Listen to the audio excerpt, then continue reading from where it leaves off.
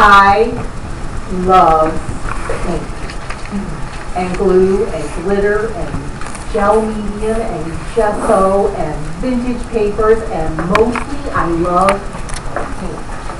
I have been making glorious messes for years with paint, but recently I spent $20 and bought a Gelli plate. It comes in a package like this. You open it up. This is a synthetic gelatin. You can make these out of Knox gelatin that you buy at the grocery store, but they have to be refrigerated when not in use, and they only last for about 3 days. But some nice chemist like Scott figured out a way to make a synthetic plate. And you can see, it's just like gelatin, but you can't break it. And this will last, as far as they know, probably forever. You put this on a flat, non-porous surface. At home, I use a baking pan, like a cookie sheet, that I'm not ever going to cook on anymore. And then you apply the paint to it. Now, you can use any kind of paint. You can use the expensive artist paint that comes in tubes, or you can use the really cheap craft paint that you can get for 50 cents a bottle at Michael's. They will both give you good results, and you will have the same amount of glorious mess, whichever one you choose. So you put some paint on the plate, a couple different colors, and then you get your brayer. This is a brayer. It's like a rolling pin sort of thing. You put the paint on the plate and you spread it out with the brayer. Now you want to use acrylic paint. The cool thing about acrylic paint is that it dries very quickly. So when you take your print, it dries quickly, and then you can put another layer on without having to wait around for it to dry. The bad thing about acrylic paint is that it dries quickly.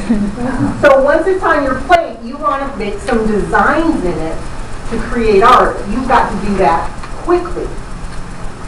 You can make designs in your paint with all kinds of fun things.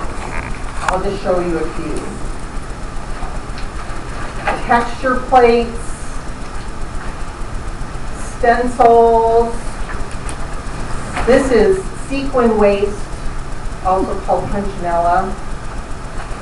There are these big foam stamps that people use to stamp on walls to create designs. These are excellent. Things that you get at the dollar store that you don't even know what they're really for, but they cool imprints in your paint. This is a comb that I bought 3 of these for $9. Favorite thing, absolute favorite thing to make designs with, the Q-tip. Very expensive, but I urge you to invest in that. So you have your design in your paint, and you take your paper, you lay it on top of the paint, and then you press it down into the paint. And when you lift it up, the paint has transferred onto the paper. So let me show you a couple things. I didn't like this print that I was making, and so I thought I'm just going to put some black paint on top of it and make some marks with the comb. And this is what I got. That's the first pull off of the plate.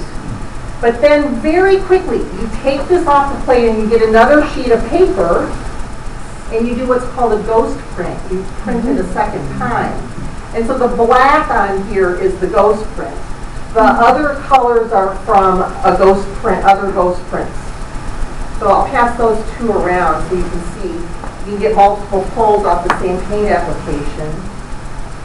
This is a 3 or 4 layer print. I made those marks using craft foam that I pasted onto a block of wood. You just cut it and paste it onto a block of wood. And this is another one that I made with that same thing. These are some of my favorite ones.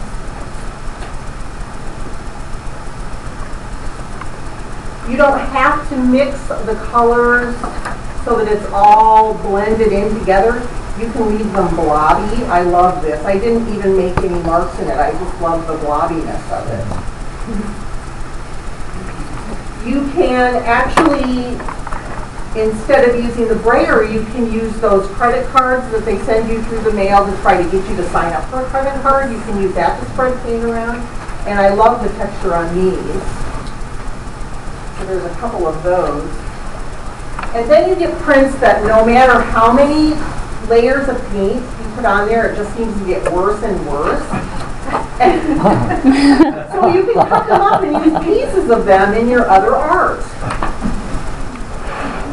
The great thing about jelly printing is that nothing goes to waste. Once I've brayered my paint on here, I have a brayer full of paint, right? So I'm going to open my art journal up, and I'm going to brayer that paint onto a page in my art journal, and it's going to make a really cool background from the leftover paint. And then these round things and these squares are from prints I didn't like that I cut pieces out of. Oh, and then this one here, you can see the punchinella here, and this leaf is actually jelly printed with a stamp that my dad gave me, and then I cut it out of the print. This is a lot of fun, and really for $20 for the plate and some really cheap 50 cents to $1 paint, you can make a glorious mess in no time at all and very little money. So if you are looking to have some fun with paint, I urge you to try the jelly.